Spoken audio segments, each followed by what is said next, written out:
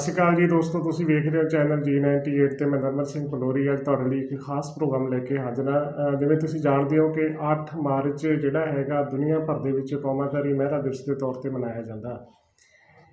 ਇਸ ਦਿਨ ਸਾਰੀ ਦੁਨੀਆ ਦੇ ਵਿੱਚ ਅਸੀਂ ਗੱਲ ਕਰਦੇ ਹਾਂ ਔਰਤ ਵਰਗ ਦੇ ਹੱਕਾਂ ਦੀ, ਹਿੱਤਾਂ ਦੀ, ਉਹਨਾਂ ਨੂੰ ਆਜ਼ਾਦੀ ਦੇਣ ਦੀ, ਉਹਨਾਂ ਨੂੰ ਮੌਕੇ ਦੇਣ ਦੀ, ਅੱਗੇ ਵਧਣ ਦੇ ਮੌਕੇ ਦੇਣ ਦੀ, ਬੇਟਿਆਂ ਦੇ ਬਰਾਬਰ ਬੇਟੀਆਂ ਦਾ ਪਾਲਣ ਪੋਸ਼ਣ ਹਰ ਖੇਤਰ ਦੇ ਵਿੱਚ ਬੇਟੀਆਂ ਨੂੰ ਬਰਾਬਰ ਮੌਕੇ ਦੇਣੇ, ਇਹ ਸਾਰਾ ਕੁਝ ਜਿਹੜਾ ਹੈਗਾ ਇਹ ਇੱਕ ਦਿਨ ਰੱਖਿਆ ਹੋਇਆ ਮਹਿਲਾ ਵਰਗ ਦੀ ਖਾਤਰ। ਇਸ ਦਿਨ ਵੱਖ-ਵੱਖ ਪਲੇਟਫਾਰਮ 'ਤੇ ਸਾਰੀ ਦੁਨੀਆ ਦੇ ਵਿੱਚ, ਇਕੱਲੇ ਭਾਰਤ ਵਿੱਚ ਨਹੀਂ ਬਲਕਿ ਸਾਰੀ ਦੁਨੀਆ ਦੇ ਵਿੱਚ ਜਿਹੜਾ ਹੈਗਾ ਇੰਟਰਨੈਸ਼ਨਲ ਵੂਮਨ ਡੇ ਮਨਾਇਆ ਜਾਂਦਾ।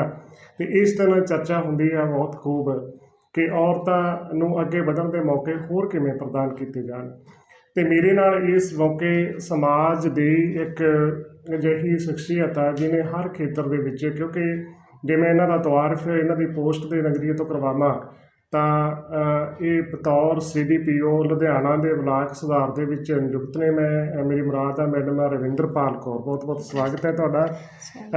ਇਸ ਤੋਂ ਹਟ ਕੇ ਵੀ ਜਿਹੜੀ ਪੋਸਟ ਹੈ ਇਹਨਾਂ ਦੀ, ਇਸ ਤੋਂ ਹਟ ਕੇ ਵੀ ਇਹਨਾਂ ਦਾ ਨਾਮ ਸਮਾਜ ਦੇ ਵਿੱਚ ਹੈ। ਆਪਣੇ ਡਿਪਾਰਟਮੈਂਟ ਦੇ ਵਿੱਚ ਕੰਮ ਕਰਦੇ ਹੋਏ ਇਹਨਾਂ ਨੇ ਬਹੁਤ ਸਾਰੇ ਇਨਾਮ ਸਰਟੀਫਿਕੇਟ ਪ੍ਰਾਪਤ ਕੀਤੇ ਨੇ ਅਤੇ ਸਮਾਜ ਦੇ ਵਿੱਚ ਔਰਤਾਂ ਦੇ ਹੱਕਾਂ ਅਤੇ ਹਿੱਤਾਂ ਦੇ ਲਈ ਕੰਮ ਕਰਦੇ ਹੋਏ ਇਹਨਾਂ ਨੇ ਇੱਕ ਵੱਖਰਾ ਆਪਣਾ ਨਾਮ ਕਮਾਇਆ। ਸੋ ਰਵਿੰਦਰ ਜੀ, ਮੈਂ ਗੱਲ ਇੱਥੋਂ ਸ਼ੁਰੂ ਕਰਾਂਗਾ ਤੁਹਾਡੇ ਤੋਂ। ਜਿਹੜੀ ਤੁਹਾਡੀ ਕੁਰਸੀ ਹੈ, ਤੁਹਾਡੀ ਪੋਸਟ ਹੈ, ਇੱਥੇ ਤੱਕ ਪਹੁੰਚਣ ਤੱਕ ਕਿੰਨੀ ਕੁ ਮਸ਼ੱਕਤ ਕਰਨੀ ਪਈ, ਕਿੰਨੀ ਕੁ ਮਿਹਨਤ ਕਰਨੀ ਪਈ? ਸਤਿ ਸ਼੍ਰੀ ਅਕਾਲ ਜੀ ਪਹਿਲਾਂ। ਅਤੇ ਤੁਸੀਂ ਇੱਕ ਬਹੁਤ ਵਧੀਆ ਉਪਰਾਲਾ ਕਰ ਰਹੇ ਹੋ ਕਿ ਵਿਮਨ ਇੰਟਰਨੈਸ਼ਨਲ ਡੇ ਦੇ ਉੱਤੇ, ਤੁਸੀਂ ਇੰਟਰਨੈਸ਼ਨਲ ਵਿਮਨ ਡੇ ਦੇ ਉੱਤੇ ਇੱਕ ਜਿਹੜਾ ਐਫਰਟ ਕੀਤਾ, ਸ਼ਲਾਘਾਯੋਗ ਹੈ। ਅਤੇ ਬਾਕੀ ਜਿਹੜਾ ਤੁਸੀਂ ਮੈਨੂੰ ਪ੍ਰਸ਼ਨ ਪੁੱਛਿਆ ਹੈ ਕਿ ਮੈਨੂੰ ਇੱਥੇ ਤੱਕ ਆਉਣ ਦੇ ਲਈ ਕਿੰਨੀ ਕੁ ਮਿਹਨਤ ਕਰਨੀ ਪਈ ਜਾਂ ਕਿੰਨੇ ਕੁ ਮੈਨੂੰ ਚੈਲੰਜਸ ਫੇਸ ਕਰਨੇ ਪਏ, ਅਤੇ ਮੈਂ ਆਪ ਨੂੰ ਇਹ ਦੱਸੂੰਗੀ ਕਿ ਮੇਰੀ ਜਿਹੜੀ ਪਰਵਰਿਸ਼ ਹੋਈ ਆ ਬਹੁਤ ਪੜ੍ਹੀ ਲਿਖੀ ਫੈਮਿਲੀ ਦੇ ਵਿੱਚ ਹੋਈ ਆ, ਜਿਹਦੇ ਵਿੱਚ ਮੇਰੇ ਗ੍ਰੈਂਡ ਮਦਰ ਗ੍ਰੈਂਡ ਫਾਦਰ ਉਹ ਦੋਨੋਂ ਟੀਚਰ ਸੀਗੇ। ਫਾਦਰ ਸਾਹਿਬ ਮੇਰੇ ਰੇਲਵੇ ਦੇ ਵਿੱਚ ਜੋਬ ਕਰਦੇ ਸੀਗੇ, ਅਤੇ ਮੇਰੇ ਫਾਦਰ ਸਾਹਿਬ ਨੇ ਸਾਨੂੰ ਪਹਿਲਾਂ ਹੀ ਮੈਂਟਲੀ ਪ੍ਰਿਪੇਅਰ ਕੀਤਾ ਹੋਇਆ ਸੀ ਕਿ ਵੀ ਮੈਂ ਆਪਣੇ ਬੱਚਿਆਂ ਨੂੰ ਪੜ੍ਹਾ ਕੇ ਉਹਨਾਂ ਨੂੰ ਪੈਰਾਂ 'ਤੇ ਖੜ੍ਹੇ ਕਰਕੇ ਫਿਰ ਹੀ ਮੈਂ ਇਹਨਾਂ ਦੀ ਮੈਰਿਜ ਕਰੂੰਗਾ।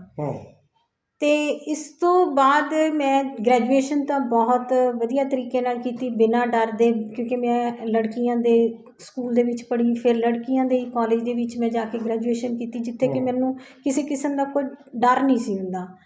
ਲੇਕਿਨ ਜਦੋਂ ਮੈਂ ਪੋਸਟ ਗ੍ਰੈਜੂਏਸ਼ਨ ਕੀਤੀ ਤਾਂ ਮੇਰੇ ਫਾਦਰ ਸਾਹਿਬ ਨੇ ਜਦੋਂ ਮੇਰੀ ਐਡਮਿਸ਼ਨ ਗਵਰਨਮੈਂਟ ਕਾਲਜ ਫॉर ਬॉयਜ਼ ਦੇ ਵਿੱਚ ਕਰਾਈ ਤਾਂ ਮੈਨੂੰ ਇੱਕ ਵਾਰ ਝਿਜਕ ਜੀ ਆਈ ਕਿ ਵੀ ਮੈਂ ਇੱਥੇ ਬॉयਜ਼ ਦੇ ਵਿੱਚ ਰਹਿ ਕੇ ਆਪਣੀ ਕਿਸ ਤਰ੍ਹਾਂ ਗ੍ਰੈਜੂਏਸ਼ਨ ਵਾਲੇ ਲੈਵਲ 'ਤੇ ਆ ਕੇ ਤੁਸੀਂ ਕੋ ਐਜੂਕੇਸ਼ਨ ਦੇ ਵਿੱਚ? ਹਾਂਜੀ, ਉਸ ਵੇਲੇ ਮੈਂ ਕੋ ਐਜੂਕੇਸ਼ਨ ਦੇ ਵਿੱਚ ਗਈ ਸੀਗੀ, ਜਿੱਥੇ ਕਿ ਸਿਰਫ ਜਿਹੜੀ MA ਕੀਤੀ ਜਾਂਦੀ ਸੀਗੀ ਉਹਦੇ ਵਿੱਚ ਗਵਰਨਮੈਂਟ ਕਾਲਜ ਫॉर ਬॉयਜ਼ ਦੇ ਵਿੱਚ ਹੀ ਹੁੰਦੀ ਸੀਗੀ। ਅਤੇ ਪੋਸਟ ਗ੍ਰੈਜੂਏਸ਼ਨ ਮੈਂ ਇਕਨੋਮਿਕਸ ਦੇ ਵਿੱਚ ਕੀਤੀ ਸੀ, 1987 ਦੇ ਵਿੱਚ ਮੈਂ ਐਡਮਿਸ਼ਨ ਲਿੱਤੀ ਸੀਗੀ। ਲੇਕਿਨ ਉੱਥੇ ਇੱਕ ਮੈਨੂੰ ਡਰ ਮਹਿਸੂਸ ਹੁੰਦਾ ਸੀ ਕਿ ਵੀ ਮੈਂ ਬॉयਜ਼ ਦੇ ਵਿੱਚ ਰਹਿ ਕੇ ਕਿਸ ਤਰ੍ਹਾਂ ਪੜ੍ਹਾਈ ਕਰੂੰਗੀ। ਕਿਹੜੇ ਸਾਲ ਦੀ ਗੱਲ ਹੈ? 1987 ਦੇ ਵਿੱਚ ਮੈਂ ਐਡਮਿਸ਼ਨ, ਹਾਂਜੀ। ਅਤੇ ਉਸ ਟਾਈਮ ਦੇ ਉੱਤੇ ਜਦੋਂ ਅਸੀਂ ਪੜ੍ਹਨ ਵਾਸਤੇ ਕਲਾਸਰੂਮ ਦੇ ਵਿੱਚ ਜਾਂਦੇ ਹੁੰਦੇ ਸੀ ਅਤੇ ਮੈਨੂੰ ਇੰਝ ਲੱਗਦਾ ਹੁੰਦਾ ਸੀ ਕਿ ਵੀ ਮੈਂ ਕੋਈ ਕੰਫਰਟੇਬਲ ਸੀਟ ਦੇਖਾਂ ਜਿੱਥੇ ਕਿ ਮੈਂ ਬॉयਜ਼ ਦੇ ਵਿੱਚ ਬੈਠ ਕੇ ਨਾ ਪੜ੍ਹਾਂ, ਮੇਰਾ ਜਿਹੜਾ ਉਹਨਾਂ ਦੇ ਨਾਲ ਕੰਪਨੀ ਨਾ ਹੋਵੇ। ਪਰ ਹੌਲੀ ਹੌਲੀ ਮੇਰਾ ਜਿਹੜਾ ਝਿਜਕ ਆ ਉੱਥੇ ਖੁੱਲ੍ਹੀ, ਕਿਉਂਕਿ ਮੇਰੇ ਫਾਦਰ ਸਾਹਿਬ ਦੀ ਸੋਚ ਬੜੀ ਉੱਚੀ ਸੀ ਅਤੇ ਮੇਰੇ ਨਾਲ ਉਹ ਆਪਣੀ ਡੇਲੀ ਰੂਟੀਨ ਸ਼ੇਅਰ ਕਰਦੇ ਹੁੰਦੇ ਸੀ। ਮੈਨੂੰ ਪੁੱਛਦੇ ਹੁੰਦੇ ਸੀ ਕੋਈ ਦਿੱਕਤ ਤਾਂ ਨਹੀਂ ਹੈ ਜਾਂ ਕਿਸ ਤਰ੍ਹਾਂ ਮਹਿਸੂਸ ਹੁੰਦਾ ਮੈਨੂੰ ਵੀ ਕਾਲਜ ਦੇ ਵਿੱਚ ਪੜ੍ਹਨ ਜਾਣ ਲੱਗਿਆ। ਤਾਂ ਹੌਲੀ ਹੌਲੀ ਕੌਨਫੀਡੈਂਸ ਬਿਲਡ ਹੋਇਆ, ਪਤਾ ਲੱਗਣ ਲੱਗਿਆ, ਕਿਉਂਕਿ ਉਸ ਟਾਈਮ ਦੇ ਉੱਤੇ ਜਿਹੜੀ ਫੀਮੇਲਸ ਜਿਹੜੀਆਂ ਹੁੰਦੀਆਂ ਸੀਗੀਆਂ ਉਹਨਾਂ ਨੂੰ ਇਸ ਲੈਵਲ ਤੱਕ ਐਜੂਕੇਸ਼ਨ ਦੇ ਲਈ ਜਾਣ ਦੇ ਲਈ ਬੜੀ ਸੋਚ ਸਮਝ ਕੇ ਭੇਜਿਆ ਜਾਂਦਾ ਹੁੰਦਾ ਸੀਗਾ। ਪਰ 10ਵੀਂ ਤੋਂ ਬਾਅਦ, ਹਾਂਜੀ। ਅਤੇ ਬਾਕੀ ਜੋਬ ਦੇ ਵਿੱਚ ਜਾਣ ਦੇ ਤਾਂ ਤੁਹਾਨੂੰ ਸੋਚ ਹੀ ਲਓ ਵੀ ਕਿੰਨੇ ਕੁ ਚਾਂਸਿਸ ਉਸ ਟਾਈਮ ਦੇ ਉੱਤੇ ਮਿਲਦੇ ਹੋਣਗੇ। ਪਰ ਮੈਂ ਲੱਕੀ ਸੀ ਕਿ ਮੇਰੀ ਫੈਮਿਲੀ ਉਸ ਤਰ੍ਹਾਂ ਦੀ ਸੀਗੀ ਜਿਨ੍ਹਾਂ ਨੇ ਮੈਨੂੰ ਪਹਿਲਾਂ ਹੀ ਮੈਂਟਲੀ ਪ੍ਰਿਪੇਅਰ ਕੀਤਾ ਹੋਇਆ ਸੀ। ਫਿਰ ਹੌਲੀ ਹੌਲੀ ਮੇਰੇ ਅੰਦਰ ਮੇਰੇ ਫਾਦਰ ਸਾਹਿਬ ਨੇ ਜਜ਼ਬਾ ਭਰਿਆ ਕਿ ਨਹੀਂ, ਆਪਾਂ ਕੁਛ ਕਰਨਾ। ਉਸ ਤੋਂ ਬਾਅਦ ਪੋਸਟ ਗ੍ਰੈਜੂਏਸ਼ਨ ਕਰਨ ਤੋਂ ਬਾਅਦ ਮੈਂ ਜਦੋਂ ਆਪਣੇ ਘਰ ਸਲਾਹ ਕੀਤੀ ਕਿ ਵੀ ਮੈਂ ਹੁਣ ਕੁਛ ਹੋਰ ਅੱਗੇ ਕਰਨਾ ਚਾਹੁੰਦੀ ਹਾਂ, ਤਾਂ ਉਹਨਾਂ ਨੇ ਮੈਨੂੰ ਉਸ ਵੇਲੇ ਕਿਹਾ ਕਿ ਹੁਣ ਤੁਸੀਂ ਆਪਣੇ ਪੈਰਾਂ 'ਤੇ ਖੜ੍ਹੇ ਹੋਣਾ ਸਿੱਖੋ। ਤਾਂ ਮੈਨੂੰ ਸਮਝ ਨਹੀਂ ਆ ਰਿਹਾ ਸੀਗਾ ਕਿ ਮੈਂ ਜੋਬ ਲੈਣੀ ਹੈ, ਕਿਸ ਤਰ੍ਹਾਂ ਲਊਂਗੀ, ਕਿਹੜੇ ਕੰਪੀਟੀਸ਼ਨ ਕਰੂੰਗੀ। ਉਸ 'ਤੇ ਵੀ ਮੇਰੇ ਫਾਦਰ ਸਾਹਿਬ ਨੇ ਮੈਨੂੰ ਗਾਈਡ ਕੀਤਾ। ਪੜ੍ਹਨ ਦੇ ਵਿੱਚ ਮੈਂ ਕਾਫੀ ਬ੍ਰਿਲੀਅੰਟ ਰਹੀ ਹਾਂ ਪਹਿਲਾਂ ਤੋਂ ਹੀ। ਟਿਊਸ਼ਨ ਵਰਕ ਕੀਤਾ ਘਰ ਦੇ ਵਿੱਚ। ਟਿਊਸ਼ਨ ਵਰਕ ਕਰਦਿਆਂ ਕਰਦਿਆਂ ਮੈਨੂੰ ਫਿਰ ਇੱਧਰ ਸਾਡੇ ਡਿਪਾਰਟਮੈਂਟ ਦੇ ਵਿੱਚ ਜੋਬਸ ਨਿਕਲੀਆਂ, ਤਾਂ ਮੈਂ ਇਹਦੇ ਵਿੱਚ ਬਤੌਰ ਸੁਪਰਵਾਈਜ਼ਰ ਦੀ ਪੋਸਟ ਲਈ ਅਪਲਾਈ ਕੀਤਾ। 91 ਦੇ ਵਿੱਚ ਮੈਂ ਇਸ ਜੋਬ ਦੇ ਵਿੱਚ ਆਈ। ਉਸ ਵੇਲੇ ਵੀ ਫਿਰ ਮੇਰੀ ਜਿਹੜੀ ਪੋਸਟਿੰਗ ਪਹਿਲੀ ਮੁਕਤਸਰ ਸਾਹਿਬ ਹੋਈ ਜੀ। ਅਤੇ ਮੁਕਤਸਰ ਸਾਹਿਬ ਦੇ ਵਿੱਚ ਜਦੋਂ ਮੈਂ ਗਈ ਤਾਂ ਮੈਨੂੰ ਉੱਥੇ ਵੀ ਇੱਕ ਡਰ ਲੱਗਦਾ ਹੁੰਦਾ ਸੀ ਕਿ ਵੀ ਮੈਂ ਇਕੱਲੀ ਕਿੱਦਾਂ ਰਹੂੰਗੀ। ਸ਼ੁਰੂ ਵਿੱਚ ਮੇਰੇ ਗ੍ਰੈਂਡ ਮਦਰ ਨੇ ਮੇਰੇ ਨਾਲ ਕੰਪਨੀ ਕੀਤੀ।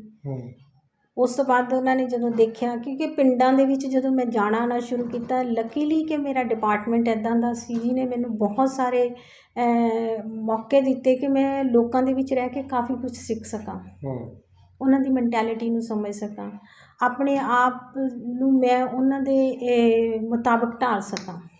ਖਾਸ ਕਰਕੇ ਰੂਰਲ ਏਰੀਆਜ਼ ਦੀ ਪਾਪੂਲੇਸ਼ਨ ਜਿਹਦੇ ਵਿੱਚ ਰਹਿ ਕੇ ਮੈਨੂੰ ਬਹੁਤ ਸਾਰਾ ਕੰਮ ਕਰਨ ਨੂੰ ਮਿਲਿਆ ਮੌਕਾ, ਅਤੇ ਮੇਰੇ ਮਨ ਨੂੰ ਸੈਟਿਸਫੈਕਸ਼ਨ ਵੀ ਬਹੁਤ ਮਿਲੀ। ਅਤੇ ਹੌਲੀ ਹੌਲੀ ਮੇਰਾ ਜਿਹੜਾ ਆਤਮ ਵਿਸ਼ਵਾਸ ਵੱਧਦਾ ਗਿਆ ਅਤੇ ਮੈਂ ਆਪਣੇ ਜਿਹੜੇ ਲੱਗਦੇ ਸੀ ਲੋੜਵੰਦ ਸਮਾਜ ਦਾ ਵਰਗ ਆ, ਅਤੇ ਉਹਨਾਂ ਦੇ ਵਿੱਚ ਜਦੋਂ ਮੈਂ ਵਿਚਰ ਕੇ ਕੰਮ ਕਰਨਾ ਸ਼ੁਰੂ ਕੀਤਾ, ਅਤੇ ਜਦੋਂ ਮੈਂ ਉਹਨਾਂ ਦੀ ਚਿਹਰੇ 'ਤੇ ਖੁਸ਼ੀ ਦੇਖਦੀ ਸੀ, ਉਹਨਾਂ ਨੂੰ ਸਮਝਾਉਂਦੇ ਸੀ ਜਾਂ ਉਹਨਾਂ ਦੇ ਵਿਊਜ਼ ਲੈ ਕੇ ਅਸੀਂ ਜਿਹੜੀਆਂ ਸਾਡੇ ਡਿਪਾਰਟਮੈਂਟ ਦੀਆਂ ਸਰਵਿਸਿਜ਼ ਸੀਗੀਆਂ ਉਹ ਉਹਨਾਂ ਨੂੰ ਪ੍ਰੋਵਾਈਡ ਕਰਾਉਂਦੇ ਸੀ, ਤਾਂ ਇੱਕ ਐਕਸਪੋਜਰ ਮਿਲਦੇ ਮਿਲਦੇ ਮੈਂ ਕਾਫੀ ਆਪਣੇ ਆਪ ਨੂੰ ਜਿਹੜੀ ਹੈਗੀ ਆ ਸਮਾਜ ਦੇ ਕੰਮਾਂ ਲਈ ਸਮਰਪਿਤ ਕਰਨ ਲੱਗ ਪਈ। ਜੀ, ਉਹ ਜਿਹੜਾ ਕੌਨਫੀਡੈਂਸ ਮਿਲਿਆ ਤੁਹਾਨੂੰ ਪੇਂਡੂ ਖੇਤਰ 'ਚ ਕੰਮ ਕਰਦੇ ਹੋਏ, ਉਹ ਕੌਨਫੀਡੈਂਸ ਇਸ ਕੁਰਸੀ ਤੱਕ ਲੈ ਕੇ ਆਇਆ ਜੀ।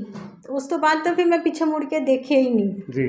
ਫਿਰ ਮੈਨੂੰ ਅੱਛਾ, ਪੇਂਡੂ ਖੇਤਰ ਦਾ ਤੁਸੀਂ ਜ਼ਿਕਰ ਕਰਿਆ, ਪੇਂਡੂ ਖੇਤਰ ਦੇ ਵਿੱਚ ਕੰਮ ਕਰਨ ਦਾ ਮੌਕਾ ਮਿਲਿਆ ਕਿਉਂਕਿ ਡਿਪਾਰਟਮੈਂਟਲੀ ਤੁਹਾਡੇ ਜਿਹੜੇ ਆਂਗਣਵਾੜੀ ਸੈਕਟਰ ਨੇ ਉਹ ਪਿੰਡਾਂ ਦੇ ਵਿੱਚ ਜ਼ਿਆਦਾ ਹੈਗੇ ਨੇ, ਹੈ ਨਾ। ਔਰਤਾਂ ਦੇ ਨਾਲ ਤੁਹਾਡੇ ਨਾਲ ਆਂਗਣਵਾੜੀ ਜਿਹੜੀ ਵਰਕਰ ਹੈਗੀਆਂ ਨੇ, ਹੈਲਪਰ ਹੈਗੀਆਂ ਨੇ, ਡਾਇਰੈਕਟ ਤੁਹਾਡੇ ਨਾਲ ਅਟੈਚ ਨੇ, ਹੈ ਨਾ। ਪ੍ਰੈਗਨੈਂਸੀ ਦੇ ਦੌਰਾਨ ਵੀ ਜਿਹੜੀਆਂ ਔਰਤਾਂ ਸਾਰੀਆਂ ਹੈਗੀਆਂ, ਇਹ ਜਿਹੜਾ ਬੇਟੀ ਬਚਾਓ ਬੇਟੀ ਪੜ੍ਹਾਓ ਜਿਹੜਾ ਸਾਰਾ ਪ੍ਰੋਗਰਾਮ ਹੈ, ਪ੍ਰੋਜੈਕਟ ਹੈ, ਇਹਦੇ ਨਾਲ ਤੁਸੀਂ ਸਿੱਧੇ ਤੌਰ 'ਤੇ ਜੁੜੇ ਹੋ ਜੀ।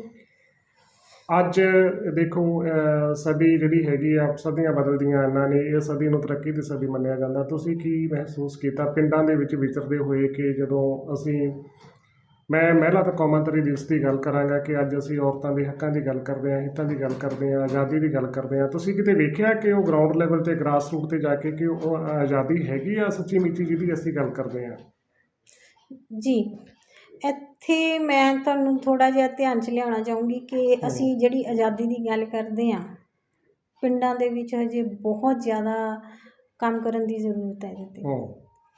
ਕਿਉਂਕਿ ਕਈ ਵਾਰ ਅਸੀਂ ਜਦੋਂ ਪਿੰਡਾਂ ਦੇ ਵਿੱਚ ਮੀਟਿੰਗਸ ਕਰਦੇ ਹਾਂ ਔਰਤਾਂ ਦੇ ਨਾਲ, ਚਾਹੇ ਉਹ ਉਹਨਾਂ ਦੇ ਸੈਲਫ ਹੈਲਪ ਗਰੁੱਪ ਦੇ ਨਾਲ ਸੰਬੰਧਿਤ ਹੋਵੇ, ਚਾਹੇ ਅਸੀਂ ਇੱਕ ਪ੍ਰੈਗਨੈਂਟ ਲੇਡੀ ਨੂੰ ਜਿਹੜੀ ਅਵੇਅਰਨੈਸ ਦੇਣੀ ਆ ਉਹਦੀ ਡਿਊਰਿੰਗ ਪ੍ਰੈਗਨੈਂਸੀ ਤੋਂ ਲੈ ਕੇ ਉਹਦੇ ਬੱਚੇ ਦੇ ਜਨਮ ਤੱਕ ਅਤੇ ਬੱਚੇ ਦੇ 6 ਸਾਲ ਦੀ ਉਮਰ 'ਤੇ ਹੋਣ ਤੱਕ ਜੋ ਸਾਡੇ ਡਿਪਾਰਟਮੈਂਟ ਦੀਆਂ ਸਰਵਿਸਿਜ਼ ਨੇ ਇਹਨਾਂ ਨੂੰ ਪ੍ਰੋਵਾਈਡ ਕਰਨ ਨਾਲ, ਤਾਂ ਕਿਤੇ ਨਾ ਕਿਤੇ ਉਹ ਝਿਜਕ ਮਹਿਸੂਸ ਕਰਦੇ ਆ ਕਿ ਅਸੀਂ ਘਰ ਤੋਂ ਬਾਹਰ ਕਿਵੇਂ ਜਾਵਾਂਗੇ, ਜਾਂ ਸਾਨੂੰ ਘਰ ਹੀ ਆ ਕੇ ਉਹ ਦੱਸ ਜਾਣ ਜਿਹੜਾ ਕੁਛ ਦੱਸਣਾ।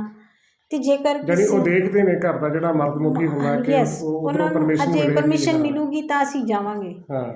ਕਿਉਂਕਿ ਕੁਝ ਸਾਲ ਪਹਿਲਾਂ ਜਦੋਂ ਮੈਂ ਮਹਿਲ ਕਲਾਂ ਦੇ ਵਿੱਚ ਸੁਪਰਵਾਈਜ਼ਰ ਸੀ, ਮੈਂ ਤੁਹਾਨੂੰ ਐਗਜ਼ਾਮਪਲ ਦੇਣਾ ਚਾਹੁੰਦੀ ਹਾਂ।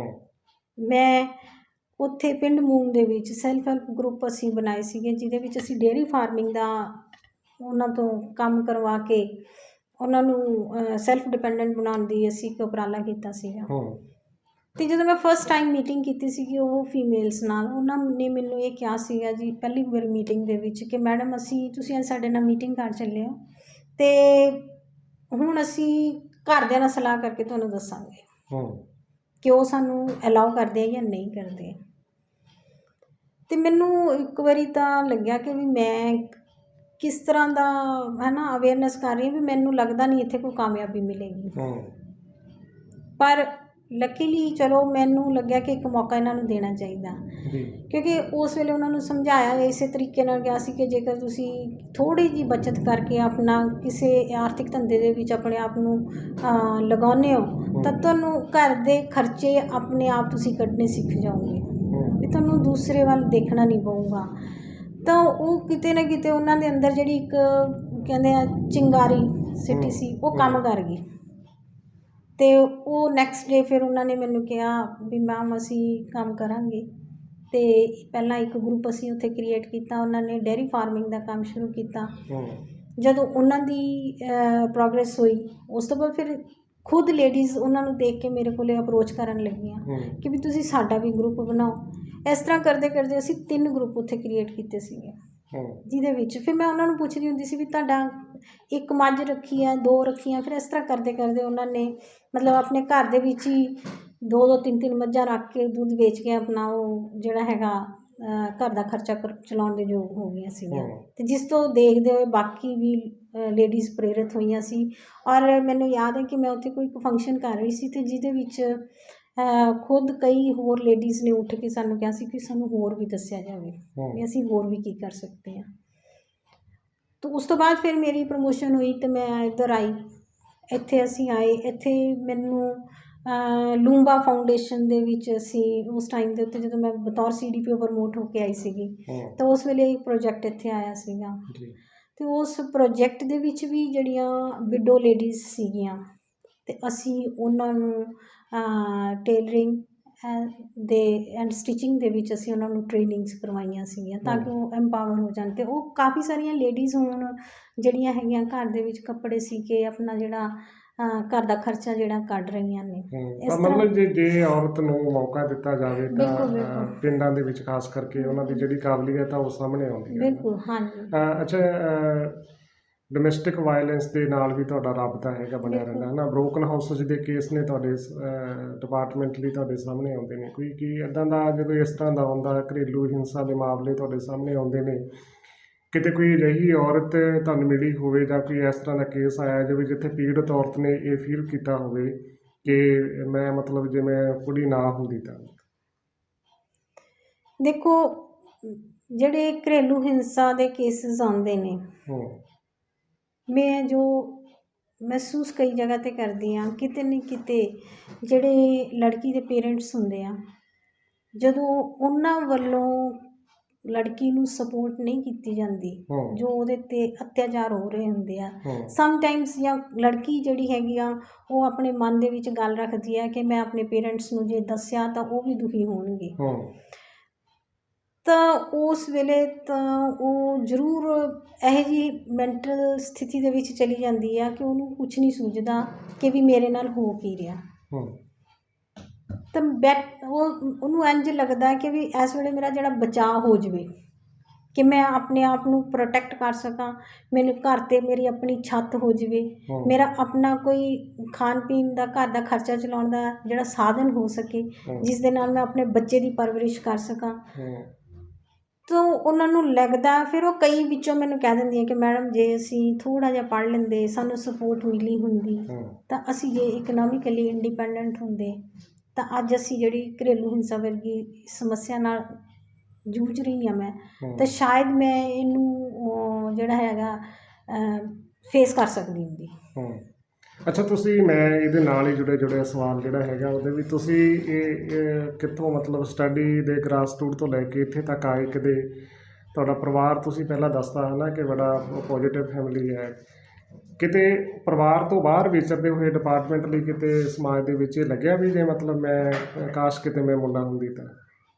ਨਹੀਂ, ਮੈਨੂੰ ਕਦੇ ਵੀ ਇਹ ਜੀ ਮਹਿਸੂਸ ਨਹੀਂ ਹੋਈ, ਕਿਉਂਕਿ ਮੈਂ ਆਪਣੇ ਆਪ ਨੂੰ ਬਹੁਤ ਖੁਸ਼ਕਿਸਮਤ ਸਮਝਦੀ ਹਾਂ। ਦੇਖੋ, ਕਿਉਂਕਿ ਮੇਰੇ ਪੇਰੈਂਟਸ ਨੇ ਮੈਨੂੰ ਜਿਸ ਤਰ੍ਹਾਂ ਪਰਵਰਿਸ਼ ਦਿੱਤੀ, ਇੱਦਾਂ ਲੱਗਿਆ ਕਿ ਵੀ ਮੈਂ ਬॉयਜ਼ ਦੀ ਤਰ੍ਹਾਂ ਹੀ ਉਹਨਾਂ ਦੇ ਵਿੱਚ ਪਲ ਰਹੀ ਹਾਂ। ਅੱਛਾ। ਅਤੇ ਇਸੇ ਤਰ੍ਹਾਂ ਜਦੋਂ ਮੇਰੀ ਮੈਰਿਜ ਹੋ ਕੇ ਮੈਂ ਆਪਣੇ ਇਨ-ਲॉज ਦੀ ਫੈਮਿਲੀ ਦੇ ਵਿੱਚ ਆਈ ਹਾਂ, ਅਤੇ ਮੈਂ ਪ੍ਰਾਊਡਲੀ ਇਹ ਗੱਲ ਕਹਿ ਸਕਦੀ ਹਾਂ ਕਿ ਮੈਨੂੰ ਕਦੇ ਵੀ ਮੇਰੇ ਹਸਬੈਂਡ ਨੇ ਜਾਂ ਮੇਰੀ ਮਦਰ ਇਨ-ਲॉ ਜਿਹੜੇ ਮੇਰੇ ਨਾਲ ਹੀ ਰਹਿੰਦੇ ਸੀ, ਕਿ ਉਹਨਾਂ ਨੇ ਮੈਨੂੰ ਪੁੱਛਿਆ ਹੋਵੇ ਕਦੇ ਵੀ ਰਵਿੰਦਰ ਤੇਰੀ ਤਨਖਾਹ ਨਹੀਂ ਆਈ, ਤੂੰ ਸਾਨੂੰ ਪੇ ਕਿਉਂ ਨਹੀਂ ਦਿੱਤੀ? ਨੈਵਰ। ਉਹਨਾਂ ਨੇ ਕਦੇ ਵੀ ਮੈਨੂੰ ਇਹ ਗੱਲ ਨਹੀਂ ਪੁੱਛੀ। ਮੈਂ ਤੁਹਾਨੂੰ ਇਹ ਗੱਲ ਦਾਅਵੇ ਨਾਲ ਕਹਿੰਦੀ ਹਾਂ ਕਿ ਵੀ ਮੇਰੇ ਮਦਰ ਇਨ-ਲॉ ਨੂੰ ਮੇਰੀ ਤਨਖਾਹ ਬਾਰੇ ਵੀ ਨਹੀਂ ਸੀ ਪਤਾ ਹੁੰਦਾ ਵੀ ਕਿੰਨੀ ਆ, ਔਰ ਈਵਨ ਮੇਰੇ ਹਸਬੈਂਡ ਨੂੰ ਵੀ ਨਹੀਂ ਸੀ ਪਤਾ ਹੁੰਦਾ। ਉਹਨਾਂ ਨੂੰ ਪਤਾ ਸੀਗਾ ਕਿ ਮੈਨੇਜ ਕਰ ਸਕਦੀ ਆ, ਸਪੋਰਟ ਸੀਗੀ, ਪਰ ਫਿਰ ਵੀ ਕਦੇ ਕਦੇ ਮੈਨੂੰ ਇੰਝ ਲੱਗਦਾ ਵੀ ਕਈ ਵਾਰੀ ਕੋਈ ਸਮੱਸਿਆ ਇਹੋ ਜਿਹੀ ਆ ਜਾਂਦੀ ਆ ਤਾਂ ਲੱਗਦਾ ਕਿ ਵੀ ਹਾਂ ਜਿਹੜੀ ਮੇਲ ਨੂੰ ਇੰਡੀਪੈਂਡੈਂਸ ਹੈਗੀ ਆ ਵੀ ਜੇ ਉਹ ਫੀਮੇਲ ਨੂੰ ਵੀ ਹੋਵੇ ਤਾਂ ਉਹ ਬਹੁਤ ਸਾਰੀਆਂ ਬੁਲੰਦੀਆਂ ਨੂੰ ਛੂਹ ਸਕਦੀ ਆ। ਮਤਲਬ ਇਹ ਲੱਗਦਾ ਕਦੇ ਕਦੇ ਵੀ ਜਿਹੜੀਆਂ ਆਜ਼ਾਦੀ ਦੀਆਂ ਗੱਲਾਂ ਨੇ ਪਿੰਡਾਂ ਦੇ ਵਿੱਚ ਵਿਚਰਦੇ ਹੋ, ਇਹ ਮੰਚਾਂ 'ਤੇ ਕੀਤੀਆਂ ਜਾਂਦੀਆਂ ਔਰਤਾਂ ਦੇ ਹੱਕਾਂ ਦੀਆਂ ਗੱਲਾਂ ਜਿਹੜੀਆਂ ਅਸਲ ਕਾਗਜ਼ਾਂ ਦੇ ਵਿੱਚ ਹੀ ਰਹਿ ਜਾਂਦੀਆਂ ਨੇ। ਦੇਖੋ ਇਹ ਚੀਜ਼ ਕਾਗਜ਼ਾਂ ਦੇ ਵਿੱਚ ਰਹਿਣ ਵਾਲੀ ਨਹੀਂ, ਬਹੁਤ ਸਮਾਂ ਬਹੁਤ ਚੇਂਜ ਹੋ ਗਿਆ ਜਦੋਂ ਤੋਂ ਮੈਂ ਇਸ ਸਟੇਜ ਤੱਕ ਆਈ ਹਾਂ। ਬਹੁਤ ਸਮਾਂ ਬਦਲ ਚੁੱਕਿਆ। ਲੜਕੀਆਂ ਜਿਹੜੀਆਂ ਹੈਗੀਆਂ ਨੇ ਹੁਣ ਲੜਕਿਆਂ ਨਾਲੋਂ, ਚਾਹੇ ਉਹ ਪੜ੍ਹਾਈ ਦਾ ਖੇਤਰ ਹੈ, ਚਾਹੇ ਉਹ ਜੌਬ ਦਾ ਖੇਤਰ ਹੈ, ਹਰ ਇੱਕ ਖੇਤਰ ਦੇ ਵਿੱਚ ਉਹ ਅੱਗੇ ਜਾ ਰਹੇ ਨੇ। ਅਤੇ ਮੈਨੂੰ ਨਹੀਂ ਲੱਗਦਾ ਹੈਗਾ, ਬਟ ਉਹਨਾਂ ਨੂੰ ਇੱਕ ਪੋਜ਼ੀਟਿਵ ਇਨਵਾਇਰਮੈਂਟ ਮਿਲਣਾ ਬਹੁਤ ਜ਼ਰੂਰੀ ਹੈ। ਪੋਜ਼ੀਟਿਵ ਇਨਵਾਇਰਮੈਂਟ ਉਹਦਾ ਆਲਾ ਦੁਆਲਾ, ਉਹਦੀ ਫੈਮਿਲੀ ਦਾ, ਜੇ ਉਹ ਵਿਆਹੀ ਜਾਂਦੀ ਹੈ ਤਾਂ ਉਹਦੇ ਇਨਲੌਜ਼ ਦੀ ਫੈਮਿਲੀ ਦਾ, ਜੇਕਰ ਉਹਨੂੰ ਮਿਲ ਜਾਂਦਾ ਤਾਂ ਉਹਨੂੰ ਤੁਸੀਂ ਅੱਗੇ ਵਧਣ ਤੋਂ ਕਦੇ ਵੀ ਨਹੀਂ ਰੋਕ ਸਕਦੇ। ਅੱਛਾ, ਬੇਟੀ ਬਚਾਓ ਬੇਟੀ ਪੜ੍ਹਾਓ ਮੁਹਿੰਮ ਦੇ ਨਾਲ ਤੁਸੀਂ ਸਿੱਧੇ ਤੌਰ 'ਤੇ ਜੁੜੇ ਹੋਏ ਹੋ ਨਾ। ਅਲਟਰਾਸਾਊਂਡ ਦੇ ਕੇਸ ਆਉਂਦੇ ਨੇ, ਕਿਤੇ ਡਿਊਰਿੰਗ ਪ੍ਰੈਗਨੈਂਸੀ ਕਿਸੇ ਇਸ ਤਰ੍ਹਾਂ ਦੇ ਹਾਲਾਤ ਪੈਦਾ ਹੋ ਜਾਂਦੇ ਨੇ, ਬੇਟੀ ਨੂੰ ਬੇਟੇ ਦੇ ਬਰਾਬਰ ਪਾਲਣ ਪੋਸ਼ਣ ਕਰਨਾ, ਸ਼ੁਰੂ ਤੋਂ ਤੁਸੀਂ ਇੱਥੋਂ 'ਤੇ ਜੁੜ ਜਾਂਦੇ ਹੋ ਇਸ ਤਰ੍ਹਾਂ ਦੇ ਮਾਮਲਿਆਂ ਦੇ ਨਾਲ। ਕਿਤੇ ਲੱਗਦਾ ਹੈ ਕਿ ਜਿਹੜੀ ਇਹ ਸਰਕਾਰ ਨੇ ਮੁਹਿੰਮ ਸ਼ੁਰੂ ਕੀਤੀ ਬੇਟੀ ਬਚਾਓ ਬੇਟੀ ਪੜ੍ਹਾਓ, ਮਤਲਬ ਕਿੰਨੀ ਕੁ ਕਾਮਯਾਬ ਮੰਨਦੇ ਹੋ ਇਹਨੂੰ ਤੁਸੀਂ ਬਤੌਰ ਆਫਿਸਰ, ਕਿੰਨੀ ਕੁ ਕਾਮਯਾਬ ਮੰਨਦੇ ਹੋ? ਲੋਕਾਂ ਦਾ ਨਜ਼ਰੀਆ ਇਹਦੇ ਪ੍ਰਤੀ ਕੀ ਹੈ? ਬੇਟੀ ਬਚਾਓ ਬੇਟੀ ਪੜ੍ਹਾਓ ਸਕੀਮ ਜਦੋਂ ਇਹ 2015 ਦੇ ਵਿੱਚ ਇੰਪਲੀਮੈਂਟ ਹੋਈ ਹੈ, ਲੇਕਿਨ ਮੈਂ ਇੱਥੇ ਆਪ ਨੂੰ ਇਹ ਵੀ ਜਾਣੂ ਕਰਾਉਂਗੀ ਕਿ ਜਿਹੜੀ ਇਸ ਦੇ ਪ੍ਰਤੀ ਜਿਹੜਾ ਐਫਰਟ ਆ, ਸਭ ਤੋਂ ਪਹਿਲਾਂ ਅਸੀਂ ਸ਼ੁਰੂ ਕੀਤਾ ਸੀਗਾ ਸੰਨ 1999 ਜਾਂ 2000 ਦੇ ਵਿੱਚ। ਮੈਨੂੰ ਯਾਦ ਨਹੀਂ ਹੈ ਕਿਹੜਾ ਸੰਨ ਸੀਗਾ ਉਸ ਟਾਈਮ ਦੇ ਉੱਤੇ। ਅਤੇ ਜਦੋਂ ਅਸੀਂ ਲੜਕੀਆਂ ਦੀ ਲੋਹੜੀ ਮਨਾਉਣ ਦੇ ਲਈ ਇੱਕ ਕੋਸ਼ਿਸ਼ ਕੀਤੀ ਸੀ, ਮੇਰੇ ਅਫਸਰ ਸਾਹਿਬਾਨ ਜਿਹੜੇ ਜ਼ਿਲ੍ਹੇ ਦੇ ਸੀਗੇ ਉਹਨਾਂ ਨੇ ਮੈਨੂੰ ਇੱਕ ਕਿਹਾ ਕਿ ਵੀ ਰਵਿੰਦਰ, ਅਸੀਂ ਇੱਕ ਐਫਰਟ ਕਰਨਾ ਚਾਹੁੰਦੇ ਹਾਂ ਕਿ ਲੋਹੜੀ ਦਾ ਸੀਜ਼ਨ ਹੈ, ਵੀ ਕਿਉਂ ਨਾ ਇੱਕ ਲੜਕੀਆਂ ਦੀ ਲੋਹੜੀ ਮਨਾਈ ਜਾਵੇ। ਅਤੇ ਪਿੰਡ ਮੰਡਿਆਣੀ, ਇੱਥੇ ਮੈਂ ਉਸ ਵੇਲੇ ਜਗਰਾਓਂ ਬਲਾਕ ਦੇ ਵਿੱਚ ਸੁਪਰਵਾਈਜ਼ਰ ਸੀ। ਮੰਡਿਆਣੀ ਦੇ ਵਿੱਚ ਮੈਨੂੰ ਉਹਨਾਂ ਨੇ ਇੱਕ ਦਿੱਤਾ ਕਿ ਵੀ ਤੂੰ ਇੱਕ ਐਫਰਟ ਕਰਕੇ ਦੇ। ਮੈਂ ਪਿੰਡ ਦੇ ਵਿੱਚ ਬਹੁਤ ਰਾਊਂਡ ਲਿਆ, ਸਰਪੰਚ ਸਾਹਿਬ ਨੂੰ ਮਿਲ ਕੇ, ਆਂਗਣਵਾੜੀ ਵਰਕਰ ਨਾਲ ਮਿਲ ਕੇ, ਕਿ ਅਸੀਂ ਇੱਕ ਇਹ ਕੋਸ਼ਿਸ਼ ਕਰਨੀ ਆ। ਪਰ ਉਸ ਵੇਲੇ ਲੋਕਾਂ ਨੇ ਕਿਹਾ ਵੀ ਇਹ ਕੀ ਨਵਾਂ ਸਿਸਟਮ ਸ਼ੁਰੂ ਕਰਨ ਲੱਗੇ ਆ, ਵੀ ਲੜਕਿਆਂ ਦੀ ਲੋਹੜੀ ਤਾਂ ਮਨਾਈ ਜਾਂਦੀ ਹੈ, ਲੜਕੀਆਂ ਦੀ ਲੋਹੜੀ ਕਿਵੇਂ ਮਨਾਓਗੇ ਤੁਸੀਂ? ਚਲੋ ਕਰਦੇ ਕਰਾਉਂਦੇ ਅਸੀਂ 4 ਬੱਚੀਆਂ ਅਸੀਂ ਚੂਜ਼ ਕੀਤੀਆਂ, ਅਸੀਂ ਲੋਹੜੀ ਦਾ ਫੰਕਸ਼ਨ ਸੈਲੀਬ੍ਰੇਟ ਕੀਤਾ ਅਤੇ ਕਾਫੀ ਉੱਥੋਂ ਇੱਕ ਐਨਰਜੀ ਜਿਹੀ ਮਿਲੀ ਕਿ ਵੀ ਸ਼ਾਇਦ ਇੱਕ ਅੱਗੇ ਜਾ ਕੇ ਜਿਹੜਾ ਹੈਗਾ ਬਹੁਤ ਤਕੜੀ ਮੁਹਿੰਮ ਬਣੂਗੀ। ਅਤੇ ਉਹ ਤੁਸੀਂ ਹੁਣ ਦੇਖ ਹੀ ਰਹੇ ਹੋ। ਮੇਰੇ ਖਿਆਲ ਬੇਟੀ ਬਚਾਓ ਬੇਟੀ ਪੜ੍ਹਾਓ ਸਕੀਮ ਦਾ ਜਿਹੜਾ ਆਉਣਾ, ਉਹ ਇੱਕ ਸ਼ੁਰੂਆਤ ਅਸੀਂ ਪਹਿਲਾਂ ਹੀ ਕਰ ਦਿੱਤੀ ਸੀ। ਲੋਕ ਹੁਣ ਨਿੰਮ ਵੀ ਵੰਡਦੇ ਨੇ, ਬਿਲਕੁਲ। ਹੁਣ ਤੁਸੀਂ ਇਹ ਦੇਖੋ, ਵੀ ਬਣਾਉਂਦੇ ਆ ਕੁੜੀਆਂ ਦਾ, ਨਿੰਮ ਵੰਡਦੇ ਨੇ, ਮਠਿਆਈ ਵੀ ਵੰਡਦੇ ਆ। ਬਿਲਕੁਲ ਬਿਲਕੁਲ ਉਸੇ ਤਰ੍ਹਾਂ ਹੀ ਜਿਸ ਤਰ੍ਹਾਂ ਹੁਣ ਮੈਂ ਕਈ ਜਗ੍ਹਾ 'ਤੇ ਦੇਖਿਆ ਪੇਰੈਂਟਸ ਜਿਹੜੇ ਹੈਗੇ ਆ, ਜਿਸ ਤਰ੍ਹਾਂ ਲੜਕੇ ਨੂੰ ਘਰੇ ਵੈਲਕਮ ਕਰਦੇ ਆ ਬਾਜਿਆਂ ਗਾਜਿਆਂ ਨਾਲ, ਇਸੇ ਤਰ੍ਹਾਂ ਜਦੋਂ ਲੜਕੀ ਦਾ ਜਨਮ ਹੁੰਦਾ ਉਹਨੂੰ ਬੜਾ ਅੱਛੇ ਤਰੀਕੇ ਨਾਲ ਉਹਨਾਂ ਨੂੰ ਵੈਲਕਮ ਕੀਤਾ ਜਾਂਦਾ ਬੱਚੀਆਂ ਨੂੰ।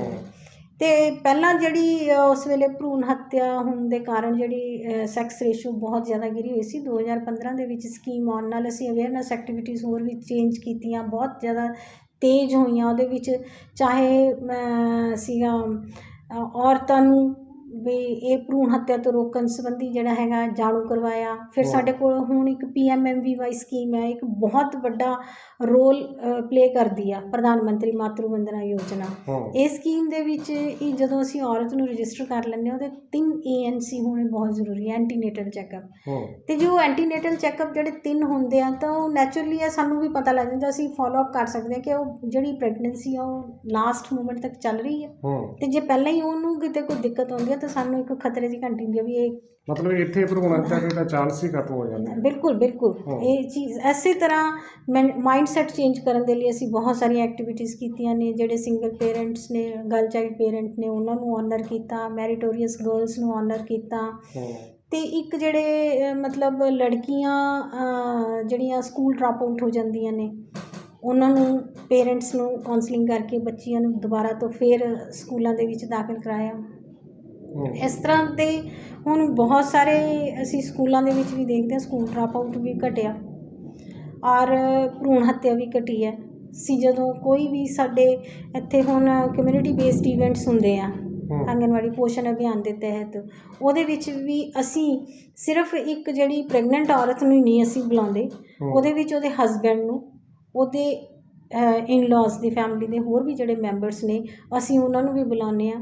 ਉਹਦੇ ਵਿੱਚ ਅਸੀਂ ਉਹਨਾਂ ਨੂੰ ਪੂਰਾ ਸੈਂਸਿਟਾਈਜ਼ ਕਰਦੇ ਹਾਂ ਸਾਰਾ ਵੀ ਇੱਕ ਫੀਮੇਲ ਜਿਹੜੀ ਪ੍ਰੈਗਨੈਂਟ ਹੈਗੀ ਆ ਉਹਨਾਂ ਨੂੰ ਤੁਹਾਡੀ ਸਪੋਰਟ ਦੀ ਕਿੰਨੀ ਜ਼ਰੂਰਤ ਆ, ਪੋਜ਼ੀਟਿਵ ਇਨਵਾਇਰਨਮੈਂਟ ਦੀ ਕਿੰਨੀ ਜ਼ਰੂਰਤ ਆ। ਅਤੇ ਉਹ ਨੈਚੁਰਲੀ ਹੈ ਜਦੋਂ ਅਸੀਂ ਬਾਰ-ਬਾਰ ਇੱਕ ਚੀਜ਼ ਨੂੰ ਰਿਪੀਟ ਕਰਾਂਗੇ ਕਿਤੇ ਨਾ ਕਿਤੇ ਉਹ ਜਾ ਕੇ ਉਹਨਾਂ ਨੂੰ ਮਾਈਂਡਸੈਟ ਚੇਂਜ ਕਰਨ ਦੇ ਵਿੱਚ ਅੱਛਾ ਰਵਿੰਦਰ ਜੀ, ਇੱਕ ਨਾ ਸਮਾਜ ਦੀ ਧਾਰਨਾ ਮੈਂ ਭਰੂਣ ਹੱਤਿਆ ਦੇ ਮਾਮਲੇ ਦੇ ਵਿੱਚ ਇੱਕ ਕਰਨਾ ਚਾਹਾਂਗਾ ਕਿ ਦੇਖੋ ਪਹਿਲਾਂ ਪੁਰਾਣੀ ਜੇ ਗੱਲ ਕਰੀਏ, ਕਹਿੰਦੇ ਨੇ ਜਦੋਂ ਕੁੜੀ ਦਾ ਜਨਮ ਹੋਣਾ ਤਾਂ ਉਹਨੂੰ ਅਫੀਮ ਲਾ ਕੇ ਮਾਰ ਦਿੱਤਾ ਜਾਂਦਾ ਜਾਂ ਹੈ ਨਾ ਜਿਉਂਦੀ ਨੂੰ ਦੱਬ ਦਿੱਤਾ ਜਾਂਦਾ, ਘੜੇ ਵਿੱਚ ਦੱਬ ਦਿੱਤਾ ਜਾਂਦਾ। ਫਿਰ ਅਸੀਂ ਤਰੱਕੀ ਕਰ ਗਿਆ ਸਮਾਜ, ਹਾਲਾਂਕਿ ਤਰੱਕੀ ਦਾ ਇੱਕ ਬੜਾ ਬੈਡ ਪੱਖ ਇਹ ਹੈ ਕਿ ਅਲਟਰਾਸਾਊਂਡ ਵਗੈਰਾ ਸਾਰੀ ਚੈਕਿੰਗ ਆ ਗਈ ਅਤੇ ਫਿਰ ਹੁਣ ਗਰਭ ਦੇ ਵਿੱਚ ਹੀ ਸਾਰਾ ਕੁਝ ਹੋ ਜਾਂਦਾ ਸਾਰਾ ਸਿਸਟਮ। ਇਹਦੇ ਲਈ ਇੱਕ ਧਾਰਨਾ ਇਹ ਬਣੀ ਹੋਈ ਹੈ, ਚਰਚਾ ਵੀ ਹੁੰਦੀ ਹੈ ਕਿ ਜਿਹੜੀ ਭਰੂਣ ਹੱਤਿਆ ਇਹ ਸਾਰੀ ਚੈਕਿੰਗ ਹੋਣੀ, ਦੇਖੋ ਚੈਕਿੰਗ ਕਰਵਾਉਣ ਵਾਲੀ ਵੀ ਮਾਂ ਅਤੇ ਗੱਲ ਸ਼ੁਰੂ ਵੀ ਕਹਿੰਦੇ ਸੱਸ ਤੋਂ ਹੁੰਦੀ ਹੈ ਨਾ, ਅਤੇ ਕਿਤੇ ਨਾ ਕਿਤੇ ਲੱਗਦਾ ਤੁਹਾਨੂੰ ਕਿ ਵੱਡਾ ਰੋਲ ਆ, ਜਿਹੜੀ ਵੱਡੀ ਭੂਮਿਕਾ ਔਰਤ ਦੀ ਹੁੰਦੀ ਹੈ ਸਾਰੀ ਮੰਨਿਆ ਜਾਂਦਾ ਸਮਾਜ ਦੇ ਵਿੱਚ? ਨਹੀਂ, ਉਹ ਮੈਂ ਬਹੁਤ ਵਾਰੀ ਇਹ ਚੀਜ਼ ਸੁਣਦੀ ਹਾਂ, ਮੈਂ ਬਹੁਤ ਸਾਰੇ ਲੋਕ ਇਹ ਕਹਿੰਦੇ ਆ ਕਿ ਔਰਤ ਹੀ ਔਰਤ ਦੀ ਦੁਸ਼ਮਣ ਹੈ, ਅਤੇ ਉਹਦੇ ਵਿੱਚ ਕਸੂਰਵਾਰ ਕੌਣ? ਔਰਤ ਦੇ ਉੱਤੇ ਪ੍ਰੈਸ਼ਰ ਬਣਦਾ, ਪ੍ਰੈਸ਼ਰ ਕੌਣ ਬਣਾਉਂਦਾ? ਪ੍ਰੈਸ਼ਰ ਸਭ ਤੋਂ ਪਹਿਲਾਂ ਮੇਰੇ ਮੁਤਾਬਕ ਜੋ ਮੈਂ ਫੀਲ ਕੀਤਾ ਮੇਲ ਵੱਲੋਂ ਹੀ ਆਉਂਦਾ। ਪਰ ਆਮ ਲੋਕਾਂ ਦੀ ਧਾਰਨਾ ਵੀ ਪ੍ਰੈਸ਼ਰ ਸੱਸ ਦੇ ਵੱਲੋਂ ਜ਼ਿਆਦਾ ਨਹੀਂ, ਪ੍ਰੈਸ਼ਰ ਸੱਸ ਆਪਣੇ ਮੁੰਡੇ ਨੂੰ ਜ਼ਿਆਦਾ ਪ੍ਰੈਸ ਕਰਦੀ ਹੈ ਅਤੇ ਅੱਗੇ ਫਿਰ ਮੁੰਡਾ ਜਾ ਕੇ ਆਪਣੀ ਵਾਈਫ ਨੂੰ ਪ੍ਰੈਸ ਕਰਦਾ। ਨਹੀਂ, ਵੇਖੋ ਮਦਰ ਇਨ ਲਾਅ ਤਾਂ ਪ੍ਰੈਸ਼ਰ ਕਰਦੀ ਹੈ, ਮਦਰ ਇਨ ਲਾਅ ਦੇ ਵੀ ਉਹਦਾ ਵੀ ਹਸਬੈਂਡ ਹੈਗਾ, ਫਾਦਰ ਇਨ ਲਾਅ ਵੀ ਹੈਗਾ ਨਾ ਉਸ ਲੇਡੀ ਦਾ। ਉਹਨਾਂ ਦੀ ਪਹਿਲਾਂ ਹੀ ਇਹ ਮੈਂਟੈਲਿਟੀ ਬਣੀ ਹੁੰਦੀ ਹੈ ਕਿ ਸਾਡੇ ਕੁੱਲ ਨੂੰ ਚਲਾਉਣ ਵਾਲਾ ਸਾਨੂੰ ਵਾਰਿਸ ਚਾਹੀਦਾ, ਵੀ ਲੜਕਾ ਚਾਹੀਦਾ। ਇਹਦਾ ਮਤਲਬ ਕੀ ਹੈ? ਉਸ ਲੜਕੀ ਦਾ ਸਹੁਰਾ ਪ੍ਰੈਸ਼ਰਾਈਜ਼ ਕਰਦਾ ਆਪਣੀ ਵਾਈਫ ਨੂੰ, ਵਾਈਫ ਉਸ ਲੇਡੀ ਦੀ ਜਿਹੜੀ ਪ੍ਰੈਗਨੈਂਟ ਲੇਡੀ ਦੀ ਜਿਹੜੀ ਮਦਰ ਇਨ ਲਾਅ ਉਹ ਆਪਣੇ ਅੱਗੋਂ ਲੜਕੇ ਨੂੰ ਜਾ ਕੇ ਕਹਿੰਦੀ ਹੈ। ਅਤੇ ਇਹ ਪ੍ਰੈਸ਼ਰ ਜਿਹੜਾ ਬਿਲਡ ਹੁੰਦਾ ਉਹ ਮੇਲ ਵੱਲੋਂ ਹੀ ਇੱਕ ਤਰ੍ਹਾਂ ਦਾ ਚੈਨਲ ਚੱਲਦਾ। ਅਤੇ ਮੇਰੇ ਹਿਸਾਬ ਨਾਲ ਜੇ ਇਹ ਪ੍ਰੈਸ਼ਰ ਫੀਮੇਲ ਵੀ ਕਰ ਰਹੀ ਹੈ ਤਾਂ ਇੱਥੇ ਇੱਕ ਮੇਲ ਨੂੰ, ਉਸ ਲੜਕੀ ਦੇ ਪਤੀ ਨੂੰ ਸਖਤ ਸਟੈਂਡ ਲੈ ਲੈਣਾ ਚਾਹੀਦਾ ਜੇ ਅਸੀਂ ਧਾਰਨਾ ਚੇਂਜ ਕਰਨੀ ਹੈ ਕਿ ਨਹੀਂ ਇਹ ਮੇਰੇ ਲਈ ਬੱਚਾ ਜਾਂ ਬੱਚੀ ਦੋਨੋਂ ਇੱਕ ਸਮਾਨ ਹੈ ਅਤੇ ਮੈਨੂੰ ਕੋਈ ਦਿੱਕਤ ਨਹੀਂ ਹੈ। ਅਤੇ ਸਮਾਜ ਹੁਣ ਬਦਲ ਚੁੱਕਿਆ, ਇਹ ਧਾਰਨਾ ਉੱਥੋਂ ਬਦਲਣੀ ਸ਼ੁਰੂ ਹੋਊਗੀ। ਰਾਦਰ ਜਦੋਂ ਅਸੀਂ ਲੜਕੀ ਜਾਂ ਲੜਕੇ ਦੀ ਜਦੋਂ ਮੈਰਿਜ ਕਰਦੇ ਹਾਂ, ਡਾਊਰੀ ਸਿਸਟਮ ਜੇ ਅਸੀਂ ਪਹਿਲਾਂ ਹੀ ਉਹਨੂੰ ਸਨੱਬ ਕਰ ਦਿੰਦੇ ਹਾਂ, ਉਹ ਪਹਿਲਾਂ ਹੀ ਲੜਕਾ ਇਹ ਪ੍ਰਣ ਕਰ ਲੈਂਦਾ ਕਿ ਵੀ ਮੈਂ ਦਾਜ ਨਹੀਂ ਲੈ ਕੇ ਵਿਆਹ ਕਰਾਉਣਾ, ਤਾਂ ਹੌਲੀ ਹੌਲੀ ਇਹ ਜਿਹੜੀ ਹੈਗੀ ਆ ਸੋਚ ਅੱਗੇ ਦੀ ਅੱਗੇ ਚੇਂਜ ਹੁੰਦੀ ਜਾਊਗੀ। ਕਿਉਂਕਿ ਜ਼ਿਆਦਾ ਇਹੀ ਲੋਕ ਕਹਿੰਦੇ ਆ ਨਾ ਕਿ ਲੜਕੀ ਪੈਦਾ ਹੋਊਗੀ ਸਾਨੂੰ ਇਹਦੇ 'ਤੇ ਖਰਚਾ ਕਰਨਾ ਪਊਗਾ, ਸਾਨੂੰ ਇਹਦਾ ਵਿਆਹ 'ਤੇ ਖਰਚਾ ਆਊਗਾ, ਸਾਨੂੰ ਦਾਜ ਦੇਣਾ ਪਊਗਾ, ਅਤੇ ਇਸ ਕਰਕੇ ਹੀ ਜਿਹੜਾ ਹੈਗਾ ਲੜਕੀ ਨੂੰ ਜਿਹੜਾ ਹੈਗਾ ਪਹਿਲਾਂ ਹੀ ਉਹਨੂੰ ਜਨਮ ਲੈਣ ਤੋਂ ਖਤਮ ਕਰ ਦਿੱਤਾ ਜਾਂਦਾ ਕਿ ਉਹਨੂੰ ਬੋਝ ਸਮਝਿਆ ਜਾਂਦਾ। ਜਿਹੜਾ ਵਾਕ ਹੈ ਕਿ ਔਰਤ ਹੀ ਔਰਤ ਦੀ ਦੁਸ਼ਮਣ ਕਿਉਂ, ਅਤੇ ਇਹਦੇ ਤੁਹਾਡਾ ਮੰਨਣਾ ਕਿ ਇਹਦੇ ਜਿਹੜਾ ਪਿੱਛੇ ਉਹ ਪਾਵਰ ਪ੍ਰੈਸ਼ਰ ਜਿਹੜਾ ਉਹ ਪੁਰਸ਼ ਦਾ ਹੀ ਹੁੰਦਾ, ਪੁਰਸ਼ ਦਾ ਹੀ ਹੁੰਦਾ, ਕਿਉਂਕਿ ਉਹ ਕੰਪੈਲ ਕਰਦੇ ਆ, ਕਿਉਂਕਿ ਉਹਨਾਂ ਨੂੰ ਇਹ ਹੁੰਦਾ ਕਿ ਵੀ ਸਾਡਾ ਕੁੱਲ ਚਾਹੀਦਾ, ਸਾਨੂੰ ਅੱਗੇ ਵਾਰਿਸ ਚਾਹੀਦਾ। ਵਾਰਿਸ ਦੀ ਕੁੜੀਆਂ ਨੂੰ ਵਾਰਿਸ ਕਿਉਂ ਨਹੀਂ ਮੰਨਿਆ ਜਾਂਦਾ ਕੁੱਲ ਦਾ? ਇਹ ਸੋਚ ਹੈ। ਹਾਲਾਂਕਿ ਮਤਲਬ ਫਿਰ ਜੇ ਵਾਰਸ ਦੀ ਗੱਲ, ਜਿਹੜਾ ਵਾਰਸ ਉਹ ਲੋਕ ਮੰਨਦੇ ਨੇ ਉਹ ਵੀ ਤਾਂ ਕੁੱਖ ਦੇ ਵਿੱਚ ਹੀ ਆਉਂਦਾ, ਅਤੇ ਕੁੱਖ ਨਹੀਂ ਉਹੀ ਉਹਨਾਂ ਨੂੰ, ਕਿਉਂਕਿ ਸਾਡੇ ਸਮਾਜ ਦੇ ਵਿੱਚ ਇਹ ਧਾਰਨਾ ਬਣੀ ਹੋਈ ਆ ਕਿ ਵੀ ਜਿਹੜੀ ਮੇਰੇ ਬੱਚੀ ਪੈਦਾ ਹੋਊਗੀ ਉਹਦਾ ਮੈਂ ਵਿਆਹ ਕਰੂੰਗੀ, ਉਹ ਦੂਸਰੇ ਘਰ ਚਲੀ ਜਾਊਗੀ। ਇੱਕ ਤੁਸੀਂ ਹੋਰ ਦੇਖੋ, ਬੜੀ ਹੈਰਾਨੀ ਦੀ ਗੱਲ ਹੈ, ਮੈਨੂੰ ਇੱਕ ਦਿਨ ਮੇਰੀ ਬੇਟੀ ਨੇ ਸਵਾਲ ਕੀਤਾ ਸੀ, ਕਹਿੰਦੀ ਮੰਮੀ ਕਿ ਜਦੋਂ ਇੱਕ ਲੜਕੀ ਦੀ ਮੈਰਿਜ ਹੋ ਜਾਂਦੀ ਹੈ ਦੂਜੇ ਘਰ ਜਾ ਕੇ ਉਹਦਾ ਸਰਨੇਮ ਕਿਉਂ ਚੇਂਜ ਹੋ ਜਾਂਦਾ? ਇਹ ਕਿਉਂ ਚੇਂਜ ਹੁੰਦਾ? ਕਿਉਂ ਨਹੀਂ ਉਹ ਆਪਣੀ ਡਾਟਰ ਆਫ ਆਪਣੇ ਫਾਦਰ ਦੀ ਰਹਿ ਸਕਦੀ? ਕਿਉਂ ਨਹੀਂ ਉਹਦਾ ਸਰਨੇਮ ਸੇਮ ਰਹਿ ਸਕਦਾ? ਸੋ ਇੱਕ ਬੜਾ ਵੱਡਾ ਚੈਲੰਜ ਹੈ ਜਿਹੜਾ ਅੱਜ ਵੀ ਹੈ ਅਤੇ ਇਹਨੂੰ ਚੇਂਜ ਕਰਨ ਦੇ ਲਈ ਸਾਨੂੰ ਜਿਹੜਾ ਹੈਗਾ ਬਿਹੇਵੀਅਰ ਚੇਂਜ ਕਰਨਾ ਪਊਗਾ। ਲੜਕੀਆਂ ਨੂੰ ਜ਼ਿਆਦਾ ਆਪਣੇ ਅਧਿਕਾਰਾਂ ਦੇ ਪ੍ਰਤੀ ਜਾਗਰੂਕ ਹੋਣਾ ਪਊਗਾ। ਪੜ੍ਹੀਆਂ ਲਿਖੀਆਂ ਹੋਣਗੀਆਂ, ਉਦੋਂ ਉਹਨਾਂ ਦੇ ਜਿਹੜੇ ਲਾਈਫ ਪਾਰਟਨਰ ਅੱਗੇ ਬਣਨਗੇ ਉਹ ਪੜ੍ਹੇ ਲਿਖੇ ਹੋਣਗੇ, ਉਚੇਰੀ ਸੋਚ ਵਾਲੇ ਹੋਣਗੇ, ਤਾਂ ਫਿਰ ਅਸੀਂ ਇਸ ਚੀਜ਼ ਨੂੰ ਖਤਮ ਕਰਨ ਦੇ ਵਿੱਚ ਕਾਮਯਾਬ ਹੋ ਜਾਵਾਂਗੇ। ਅੱਛਾ ਰਵਿੰਦਰ ਜੀ, ਬਤੌਰ ਆਫਿਸਰ ਤੁਸੀਂ ਸਰਪੰਚਾਂ ਨੂੰ ਮਿਲਦੇ ਪਿੰਡਾਂ ਦੇ ਵਿੱਚ, ਬਲਾਕ ਸੰਮਤੀ ਮੈਂਬਰ ਨੇ, ਜ਼ਿਲ੍ਹਾ ਪ੍ਰੀਸ਼ਦ ਮੈਂਬਰ ਨੇ, ਹੈ ਨਾ, ਔਰਤ ਦੀ ਗੱਲ ਕਰਾਂਗਾ, ਚੁਣੀਆਂ ਹੋਏ ਨੁਮਾਇੰਦੇ ਜਿਹੜੇ ਔਰਤ ਨੇ, ਸਰਪੰਚ ਦੀ ਮੈਂ ਗੱਲ ਕਰਾਂਗਾ ਕਿਉਂਕਿ ਸਰਪੰਚ ਜਿਹੜਾ ਗ੍ਰਾਸ ਰੂਟ 'ਤੇ ਕੰਮ ਕਰਨ ਵਾਲਾ ਹੈਗਾ ਉਹਦਾ, ਵੇਖਿਆ ਤੁਸੀਂ ਆਮ ਤੌਰ 'ਤੇ ਕਿ ਸਰਪੰਚ ਔਰਤ ਹੁੰਦੀ ਆ, ਕੰਮ ਉਹਦਾ ਮਤਲਬ ਸਹੁਰਾ ਕਰਦਾ ਜਾਂ ਉਹਦਾ ਪਤੀ ਕਰਦਾ, ਹੈ ਨਾ। ਕੋਈ ਇਸ ਤਰ੍ਹਾਂ ਦੀ ਔਰਤ ਕਿਤੇ ਕਿਸੇ ਨੇ ਆ ਕੇ ਤੁਹਾਡੇ ਕੋਲ ਸਾਂਝਾ ਕੀਤਾ ਹੋਵੇ ਕਿ ਮੈਂ ਕੰਮ ਕਰਨਾ ਚਾਹੁੰਦੀ ਹਾਂ ਜਾਂ ਮੇਰਾ ਪਤੀ ਹੈ ਜਿਹੜਾ ਮੈਨੂੰ ਅੱਗੇ ਨਹੀਂ ਆਉਣ ਦਿੰਦਾ, ਇਸ ਤਰ੍ਹਾਂ ਦਾ ਕਿ ਕਿਤੇ ਕੋਈ ਹੈ, ਕਿਤੇ ਭਾਵਨਾ ਵੇਖੀ ਆ ਔਰਤ ਵਰਗ ਦੇ ਵਿੱਚ, ਚੁਣੇ ਹੋਏ ਨੁਮਾਇੰਦਿਆਂ ਦੇ ਵਿੱਚ ਇਸ ਤਰ੍ਹਾਂ ਦੀ? ਪਹਿਲਾਂ ਸੀ, ਹੁਣ ਥੋੜਾ ਚੇਂਜ ਹੈ, ਥੋੜਾ ਨਹੀਂ ਕਾਫੀ ਚੇਂਜ ਹੈ, ਕਿਉਂਕਿ ਮੈਂ ਬਲਾਕ ਸੰਮਤੀ ਦੀਆਂ ਮੀਟਿੰਗਾਂ ਵੀ ਅਟੈਂਡ ਕਰਦੀ ਰਹੀ ਹਾਂ, ਮੈਂ ਪੰਚਾਇਤਾਂ ਦੇ ਨਾਲ ਮੀਟਿੰਗਾਂ ਵੀ ਜਿਹੜੀਆਂ ਮਹਿਲਾ ਸਰਪੰਚ ਨੇ ਆ ਰਹੀਆਂ ਨੇ ਅੱਗੇ ਮੈਂ ਮਤਲਬ ਕਿ ਜੋ ਮੇਰੇ ਇੱਥੇ ਬਲਾਕ ਦੇ ਵਿੱਚ ਮੈਂ ਦੇਖ ਰਹੀ ਸੀਗੀ, ਮੇਰੇ ਕੋਲ ਬਲਾਕ ਸੰਮਤੀ ਮੈਂਬਰਸ ਵੀ ਜਿਹੜੀਆਂ ਫੀਮੇਲ ਸੀਗੀਆਂ ਉਹ ਮੀਟਿੰਗ ਦੇ ਵਿੱਚ ਬਕਾਇਦਾ ਆਉਂਦੀਆਂ ਨੇ, ਬਕਾਇਦਾ ਜਿਹੜਾ ਕੋਈ ਉੱਥੇ ਮਤਾ ਪਾਸ ਹੁੰਦਾ ਉਹਦੇ 'ਤੇ ਆਪਣੇ ਵਿਊਜ਼ ਦਿੰਦੀਆਂ ਨੇ, ਸਮਝਦੀਆਂ ਨੇ। ਬਟ ਜਿਹੜੀ ਕੋਈ ਉੱਥੇ ਦਿੱਕਤ ਆਉਂਦੀ ਆ ਵੀ ਜਿਹੜੀ ਮਹਿਲਾ ਪੰਚ ਜਾਂ ਸਰਪੰਚ ਜਾਂ ਜਿਹੜੇ ਕੋਈ ਸੰਮਤੀ ਮੈਂਬਰ ਨੇ, ਜੇਕਰ ਉਹ ਪੜ੍ਹੇ ਲਿਖੇ ਨਹੀਂ ਆ, ਉੱਥੇ ਮੇਰੇ ਹਿਸਾਬ ਨਾਲ ਜਿਹੜਾ ਹੈਗਾ ਉਹਨਾਂ ਨੂੰ ਟ੍ਰੇਨਿੰਗਸ ਦੇ ਕੇ, ਉਹਨਾਂ ਨੂੰ ਸਮਝਾ ਕੇ, ਉਹਨਾਂ ਦੀ ਭਾਸ਼ਾ ਦੇ ਵਿੱਚ ਉਹਨਾਂ ਨੂੰ ਐਮਪਾਵਰ ਕੀਤਾ ਜਾ ਸਕਦਾ, ਕਿਉਂਕਿ ਉਹਨਾਂ ਨੂੰ ਪਤਾ ਹੀ ਨਹੀਂ ਹੁੰਦਾ, ਇੱਕ ਰਬੜ ਦੀ ਸਟੈਂਪ ਬਣ ਕੇ ਰਹਿ ਜਾਂਦੀ ਉੱਥੇ ਹੈ ਪ੍ਰੋਬਲਮ। ਪਰ ਜਿਹੜੇ ਪੜ੍ਹੇ ਲਿਖੀਆਂ ਨੇ ਉਹ ਪੂਰਾ ਪਾਰਟੀਸਪੇਟ ਕਰਦੀਆਂ। ਅੱਛਾ, ਤੁਹਾਡੇ ਕਾਲਜ ਦੀ, ਤੁਹਾਡਾ ਜਿਹੜਾ ਕਾਲਜ ਟਾਈਮ ਸੀ ਅਤੇ ਅੱਜ ਦਾ ਜਿਹੜਾ ਕਾਲਜ ਟਾਈਮ ਹੈ, ਜਿਹੜੀ ਤੁਸੀਂ ਵੂਮਨ ਐਮਪਾਵਰਮੈਂਟ ਦੀ ਮੈਂ ਗੱਲ ਕਰਾਂਗਾ, ਮਹਿਲਾ ਸਸ਼ਕਤੀਕਰਨ ਦੀ ਹਰ ਪੜਾਅ 'ਤੇ ਗੱਲ ਹੁੰਦੀ ਹੈ ਨਾ, ਐਜੂਕੇਸ਼ਨਲ ਸੰਸਥਾਵਾਂ ਨੇ ਜਿਹੜੀਆਂ, ਕਿੰਨਾ ਕੁ ਫਰਕ ਮਹਿਸੂਸ ਕਰਦੇ ਹੋ? ਬਹੁਤ ਜ਼ਿਆਦਾ, ਬਹੁਤ ਜ਼ਿਆਦਾ। ਕਿਉਂਕਿ ਮੈਂ ਜਿਸ ਟਾਈਮ ਦੇ ਉੱਤੇ ਤੁਹਾਨੂੰ ਮੈਂ ਆਪਣਾ ਦਿੱਤਾ ਸੀ ਐਗਜ਼ਾਮਪਲ ਕਿ ਮੈਂ ਬॉयज़ ਕਾਲਜ ਦੇ ਵਿੱਚ ਜਾ ਕੇ ਮੈਨੂੰ ਡਰ ਲੱਗਦਾ ਸੀ ਕਿ ਮੈਂ ਕਿਸ ਤਰ੍ਹਾਂ ਇਹਨਾਂ ਦੇ ਨਾਲ ਬੈਠ ਕੇ ਪੜ੍ਹੂੰਗੀ, ਕਿਉਂਕਿ ਉਦੋਂ ਦਾ ਮਾਹੌਲ ਅਤੇ ਹੁਣ ਦੇ ਮਾਹੌਲ 'ਚ ਬਹੁਤ ਫਰਕ ਹੈ। ਹੁਣ ਮੇਰੇ ਬੱਚੇ ਬਿਲਕੁਲ, ਕਿਉਂਕਿ ਸ਼ੁਰੂ ਤੋਂ ਲੈ ਕੇ ਕੋਐਡ ਦੇ ਵਿੱਚ ਪੜ੍ਹੇ, ਉਹਨਾਂ ਦੀ ਜਿਹੜੀ ਸੋਚ ਆ ਉਹ ਉਸ ਤਰ੍ਹਾਂ ਦੀ ਇਕੱਠੇ ਜਿਹੜੀ ਹੈਗੀ ਆ ਪੜ੍ਹਨ ਦੇ ਨਾਲ ਉੱਦਾਂ ਦੀ ਡਿਵੈਲਪਮੈਂਟ ਹੋਈ ਵੀ ਆ। ਕਿਉਂਕਿ ਮੈਂ ਪਹਿਲਾਂ ਕਹਿੰਦੇ ਹੁੰਦੇ ਸੀਗੇ ਵੀ ਜੇ ਕਿਸੇ ਇੱਕ ਫੀਮੇਲ ਦਾ ਮੇਲ ਫਰੈਂਡ ਆ ਕਿਉਂ ਆ, ਲੇਕਿਨ ਅੱਜ ਇਹ ਚੀਜ਼ ਨਹੀਂ ਹੈ, ਕਿਉਂਕਿ ਉਹ ਸਿਰਫ ਉਹਨਾਂ ਦੀ ਸੋਚ ਇੰਨੀ ਜ਼ਿਆਦਾ ਵਧੀਆ ਹੋ ਚੁੱਕੀ ਹੈ, ਰਿਫਾਈਨਡ ਹੋ ਚੁੱਕੀ ਆ, ਉਹਨਾਂ ਨੂੰ ਮਹਿਸੂਸ ਹੀ ਨਹੀਂ ਹੁੰਦੀਆਂ ਵੀ ਅਸੀਂ, ਉਹਨਾਂ ਨੂੰ ਵੀ ਪਤਾ, ਬॉयज़ ਨੂੰ ਵੀ ਪਤਾ ਹੁੰਦਾ ਕਿ ਵੀ ਜੇ ਅਸੀਂ ਕਿਸੇ ਲੜਕੀ ਨਾਲ ਛੇੜਖਾਨੀ ਕਰਾਂਗੇ ਜਾਂ ਕੋਈ ਉਹਦੇ ਨਾਲ ਗਲਤ ਸ਼ਬਦਾਵਲੀ ਦੀ ਵਰਤੋਂ ਕਰਾਂਗੇ ਤਾਂ ਸਾਨੂੰ ਸਜ਼ਾ ਵੀ ਹੋਊਗੀ। ਉਹ ਮਤਲਬ ਕਿ ਇੱਥੋਂ ਤੱਕ ਸਮਝ ਚੁੱਕੇ ਆ। ਅੱਛਾ ਰਵਿੰਦਰ ਜੀ, ਕੋਈ ਪੈਗਾਮ ਕੌਮਾਂਤਰੀ ਮਹਿਲਾ ਦਿਵਸ 'ਤੇ ਵਿਸ਼ੇਸ਼ ਤੁਸੀਂ ਔਰਤ ਵਰਗ ਦੇ ਲਈ ਕੋਈ ਪੈਗਾਮ ਦੇਣਾ ਚਾਹੋ, ਜਿਹੜੀਆਂ ਅੱਜ ਕੱਲ੍ਹ ਦੀਆਂ ਸਟੂਡੈਂਟ ਕੁੜੀਆਂ ਜਿਨ੍ਹਾਂ ਨੇ ਅੱਗੇ ਜਾ ਕੇ ਭਵਿੱਖ ਬਣਨਾ ਮੁਲਕ ਦਾ, ਜਿਨ੍ਹਾਂ ਨੇ ਬਰਾਬਰ ਜਾ ਕੇ ਖੜ੍ਹਨਾ, ਉਹਨਾਂ ਦੇ ਲਈ ਕੋਈ ਪੈਗਾਮ ਜ਼ਰੂਰ ਮੈਂ ਚਾਹਾਂਗਾ ਤੁਸੀਂ ਦਿਓ?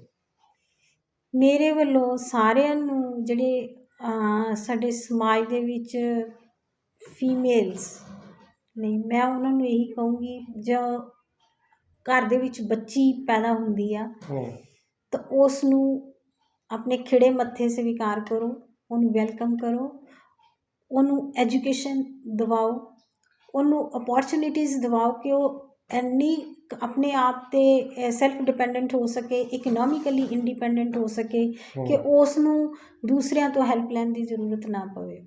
ਉਹਦੀ ਅਪਬ੍ਰਿੰਗਿੰਗ ਜਿਹੜੀ ਹੈ ਘਰ ਦੇ ਵਿੱਚ ਹੀ ਇਸ ਢੰਗ ਨਾਲ ਕੀਤੀ ਜਾਵੇ ਕਿ ਉਹਨੂੰ ਇਹ ਕਦੇ ਮਹਿਸੂਸ ਨਾ ਹੋਵੇ ਕਿ ਮੇਲ ਅਤੇ ਫੀਮੇਲ ਦੇ ਵਿੱਚ ਕੋਈ ਅੰਤਰ ਆ। ਦੋਨਾਂ ਨੂੰ ਇਕੁਅਲ ਰਾਈਟਸ ਦੇ ਅਨੁਸਾਰ ਇਕੁਅਲੀ ਜਿਹੜਾ ਹੈਗਾ ਉਹਨਾਂ ਦੀ ਪਾਲਣ ਪੋਸ਼ਣਾ ਕੀਤੀ ਜਾਵੇ। ਜੇਕਰ ਲੜਕੇ ਨੂੰ ਉਸ ਘਰ ਦੇ ਵਿੱਚ ਕਿਹਾ ਗਿਆ ਕਿ ਵੀ ਮੈਂ ਲੜਕੇ ਨੂੰ ਡਾਕਟਰ ਬਣਾਉਣਾ ਅਤੇ ਕੁੜੀ ਨੂੰ ਇਕੱਲੀ ਗ੍ਰੈਜੂਏਸ਼ਨ ਕਰਵਾਉਣੀ ਆ, ਤਾਂ ਉਹ ਵੀ ਗਲਤ ਆ। ਜੇ ਲੜਕੀ ਵੀ ਡਾਕਟਰ ਬਣਨੀ ਚਾਹੁੰਦੀ ਹੈ ਜਾਂ ਉਸ ਦੀ ਕੋਈ ਇੱਛਾ ਹੋਰ ਵੀ ਕੋਈ ਬੈਟਰ ਕਰਨ ਦੀ ਹੈਗੀ ਆ, ਤਾਂ ਉਹਨਾਂ ਨੂੰ ਵੀ ਉਸ ਤਰ੍ਹਾਂ ਦੇ ਮੌਕੇ ਦੇਣੇ ਪੈਣੇ ਆ। ਅਤੇ ਇਹ ਜਿਹੜੀ ਹੈਗੀ ਆ, ਜਿਹੜੇ ਸਾਡੇ ਪੇਰੈਂਟਸ ਬਣਨ ਜਾ ਰਹੇ ਨੇ, ਉਹਨਾਂ ਨੂੰ ਸ਼ੁਰੂ ਤੋਂ ਹੀ ਇਹ ਘਰ ਦੇ ਵਿੱਚ ਇਸ ਤਰ੍ਹਾਂ ਦੀ ਨੀਂਹ ਰੱਖਣੀ ਚਾਹੀਦੀ ਆ। ਕਿਉਂਕਿ ਮੈਂ ਦੇਖੋ, ਮੇਰਾ ਜਿਸ ਤਰ੍ਹਾਂ ਕਿ ਡਿਪਾਰਟਮੈਂਟ ਦਾ ਨਾਮ ਹੈ social security, women and child development, ਅਸੀਂ ਔਰਤ ਅਤੇ ਬੱਚੇ ਦੇ ਵਿਕਾਸ ਦਾ ਜਿਹੜਾ ਹੈਗਾ ਗੱਲ ਕਰਦਾ ਸਾਡਾ ਡਿਪਾਰਟਮੈਂਟ। ਅਤੇ ਮੈਂ ਇਹੀ ਕਹੂੰਗੀ ਕਿ ਜੇਕਰ ਅਸੀਂ ਸਮਾਜ ਨੂੰ ਵਿਕਸਿਤ ਕਰਨਾ ਚਾਹੁੰਦੇ ਹਾਂ, ਸਾਨੂੰ ਮਹਿਲਾਵਾਂ ਅਤੇ ਔਰਤਾਂ ਦੇ ਵਿਕਾਸ ਦੀ ਜਿਹੜੀ ਹੈਗੀ ਆ ਉਹ ਗੱਲ ਕਰਨੀ ਪਏਗੀ। ਉਹਨਾਂ ਦੇ ਜਿਹੜੇ ਹੈਗਾ ਸਾਨੂੰ ਸਸ਼ਕਤ ਕਰਨਾ ਪਊਗਾ, ਕਿਉਂਕਿ ਸਸ਼ਕਤ ਨਾਰੀ ਸਸ਼ਕਤ ਸਮਾਜ ਤਾਂ ਹੀ ਬਣ ਸਕਦਾ। ਸੋ ਦੋਸਤੋ, ਇਹ ਮੇਰੇ ਨਾਲ ਸੀ ਰਵਿੰਦਰਪਾਲ ਕੌਰ, CDPO ਸੁਧਾਰ। ਇੱਕ ਕਾਮਯਾਬ ਮਹਿਲਾ ਆਫਿਸਰ ਦੀ ਕਹਾਣੀ ਤੁਸੀਂ ਸੁਣੀ, ਔਰ ਇਹਨਾਂ ਦੀ ਕਹਾਣੀ ਤੋਂ ਇਹ ਗੱਲ ਸਾਹਮਣੇ ਆਈ ਹੈ ਕਿ ਇੱਕ ਔਰਤ ਨੂੰ ਜੇਕਰ ਘਰ ਦੀਆਂ ਦਹਿਲੀਜ਼ਾਂ ਤੋਂ ਬਾਹਰ ਨਿਕਲਣ ਦਾ ਉਚਿਤ ਮੌਕਾ ਦਿੱਤਾ ਜਾਵੇ ਤਾਂ ਉਹਨੇ ਆਪਣੀ ਕਾਬਲੀਅਤ ਨੂੰ, ਆਪਣੀ ਯੋਗਤਾ ਨੂੰ ਬਾਖੂਬੀ ਸਿੱਧ ਕੀਤਾ। ਤੁਸੀਂ ਵੇਖਦੇ ਰਹੋ ਚੈਨਲ G98।